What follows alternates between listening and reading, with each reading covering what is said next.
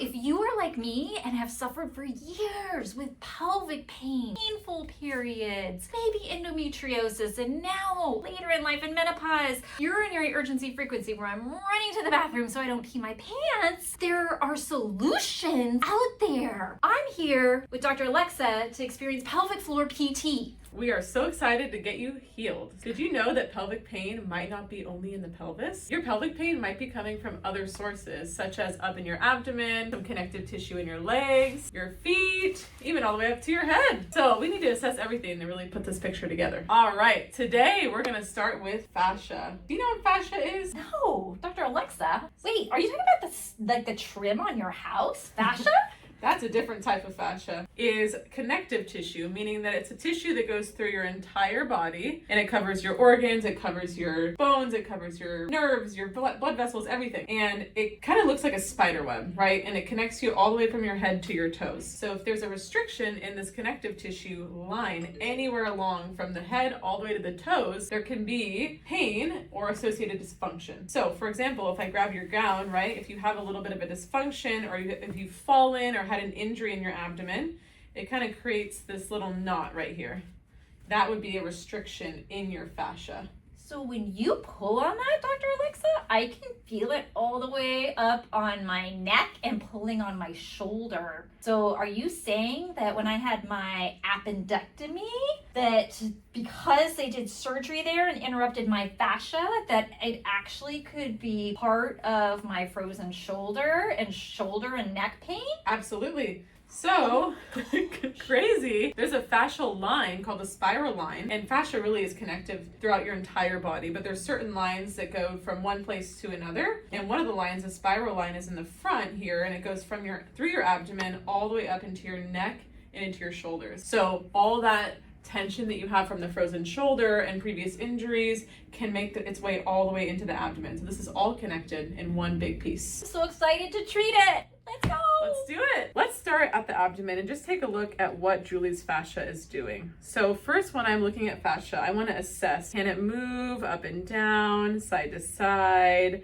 kind of in a rotation, and can I lift it? And when I try to lift some of this fascia here, it just does not want to come up. It gets really dense.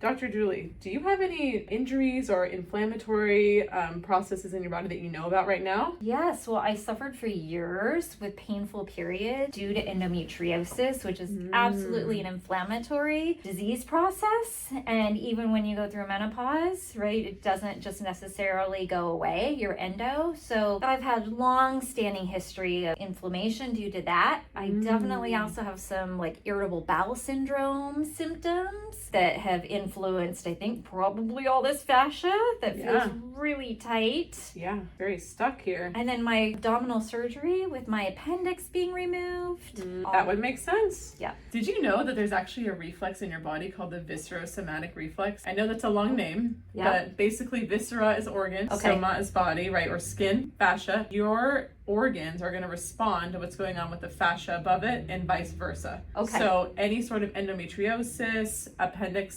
surgery, any sort of inflammatory response going on in any of your organs like the IBS, all that is going to change the fascia, right? The fascia is almost like protecting the organ, giving it a hug and creating this tense pattern that's going to pull on you all the time and cause pain. Okay. Is it true that that is reversible? Like, what can I do about this? Because not only does this feel tight and does it hurt when you kind of move it and lift it, and I think it creates more pain, but it doesn't look pretty, and it like creates what I think is like cellulite, and it's all gunky here. Can we change all of it? Oh, we can change it. Yes, the viscerosomatic reflex is 100% reversible. If we can treat the fascia, we can make changes below that at the organ level, at the muscle level. And we can even change the way that your tummy looks. With all these restrictions, we can improve how this looks and kind of flatten out some of these areas that are really restricted. Let's get to the treatment. All right, I got some castor oil on my hands just to make it a little bit less uncomfortable for my patient here. And we're gonna get right into the meat of the fascia to try to get this better. So something else I'm noticing too while she's laying here is there's this little line here, like a fascial line. You can kind of see like a crease.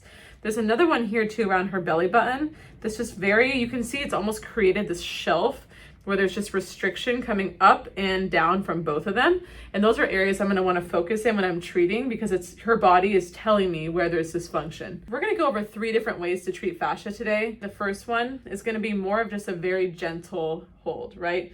If it's really hard to even tolerate touch here, I want to make sure my patient's very comfortable and that she can tolerate me just touching, right? You can even do just a very gentle spread, right? This is very superficial, very gentle, just getting an idea of where the dysfunction is in her fascia and seeing if I can get some release just from the top before I go deeper. How does that feel? That feels really good. It almost feels like I could take a deeper breath already because there's more space in my abdomen. Beautiful. So always a good starting point to just go with the basics. Now, if you've gotten through the superficial area and things are going okay, we can move on to number 2, which would be a fascial pull. So fascial pull basically means I'm going to kind of create like a pinch around my fingers where I can grab an area of fascia, such as this area that I tried earlier that was really stuck. I can pinch it and I can pull up and just hold it into a pull. Now I can tell just by my patient's reaction here that she doesn't love that, and that pain is coming from dysfunction. So I always check in to make sure everything's tolerable. Is there any position I can get into that might make it a little more comfortable for me? Of course, we can have you bend your knees. Beautiful. Thank you. And that just kind of takes some of the tension off of the wall here. Perfect. So you can kind of move around and pick different areas that might be stuck and just kind of get that pull. And for her, I can barely even get a pull in some of these areas, which means I might have to regress a little bit with some of the techniques. So that for me, even though it's a little bit painful, it's a hurt so good. Like it needs to be worked. Thank you. Beautiful. Of course. So that's our fascial pull. And then our third technique is going to be more like a skin roll, which means I'm going to almost use my thumbs as an anchor here and crawl my fingers around her abdomen. Do note that around the belly button, sometimes you'll lose your traction. There's a separation in the muscles that happens right here. So if that does happen, you can always just hop over and continue on the other side. So if you watch me, I'm going to start over here on the left and kind of pick up just like I started with the fascial pull and start crawling with the fascia, right? And I get to this point of denseness where it kind of gets stuck and it starts to get even a little red. That's indicating to me that she needs treatment right in that spot. So I'm going to hold it. What is the redness, Dr. Alexa? So the redness that's happening, you can kind of see it forming around the side of her abdomen here, is a histamine response, meaning that there's an inflammatory reaction happening. Yep. And your body is releasing histamine as I treat this because it's an inflammatory response. So it even feels a little bit hot to me in the area, which is also characteristic of this. No, we're making big changes here. Yes. Back to that skin roll too. You can take it in all different directions, right? So if I'm feeling more dysfunction coming down towards me, I'm going to move it here. Versus if I try a different angle, it might even be more effective if I go down towards her belly button. But you can see that I'm still kind of holding that fascial pull as I move all through that fascia. Wow, I can feel that actually help stretch around the side of my hip and into my low back. That feels really, really good. Good. All this fascia in the front connects through the back and through all the way down through those lines to your feet and up to your head. So if you feel anything releasing in your body right now, that's totally normal. Okay. So this is going to help me also be able to go to the bathroom better, right? Absolutely. This fascia sits right on top of your colon too. So if we can get this to move better, and your small intestine, all the organs are going to function better once this can move. So the bottom line is you need to treat your fascia, especially if you have pelvic pain or any sort of inflammatory response going on in your body, like IBS, surgical history, endometriosis. The list could go on, but truly anything that's causing inflammation in your body can affect your fascia. And when we treat it, it's going to help the pain. Absolutely. So if you found any of this information beneficial and you tried these techniques and you found restriction and you also found that they're working for you, leave us a comment below. Let us know what you experienced. Tell us what you are suffering with, and also let us know what other topics you want to learn more about. Give us a like, a subscription, and we'll see you soon. Bye. Pelvic cheers. So. Okay, can you edit that? So we can see your face.